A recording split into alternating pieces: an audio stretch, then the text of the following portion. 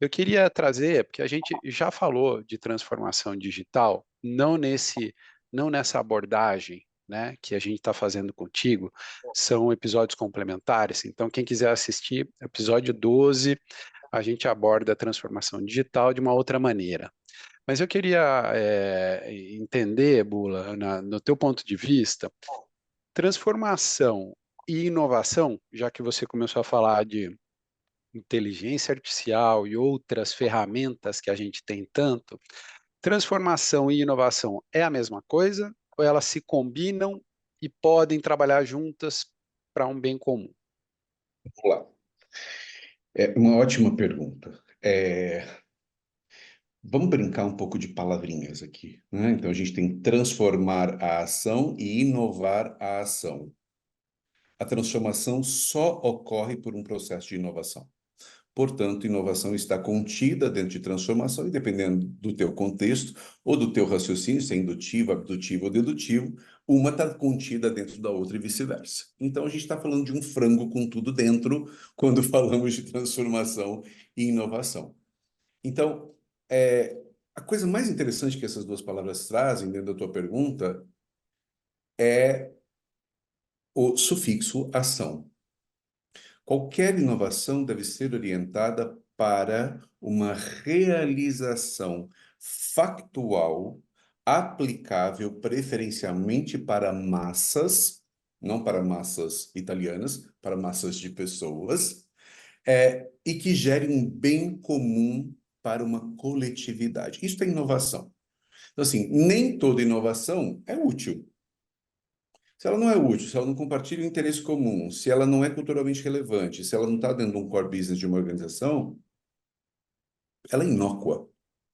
Agora, se ela responde favoravelmente a essas quatro condições, é uma baita de uma inovação.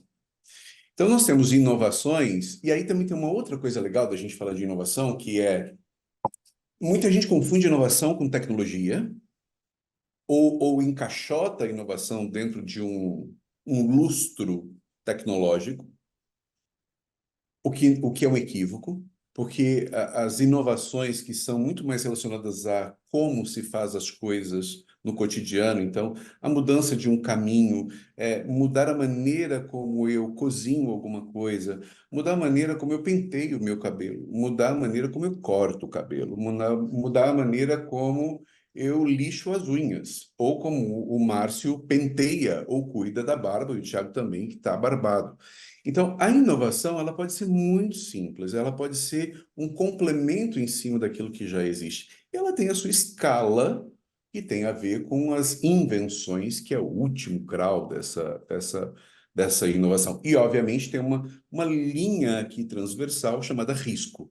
Quanto mais disruptiva a inovação, mais risco ela traz. E aí eu vou pegar a história da transformação e você disse lá, a gente gosta da rotina, o professor da SPM falou.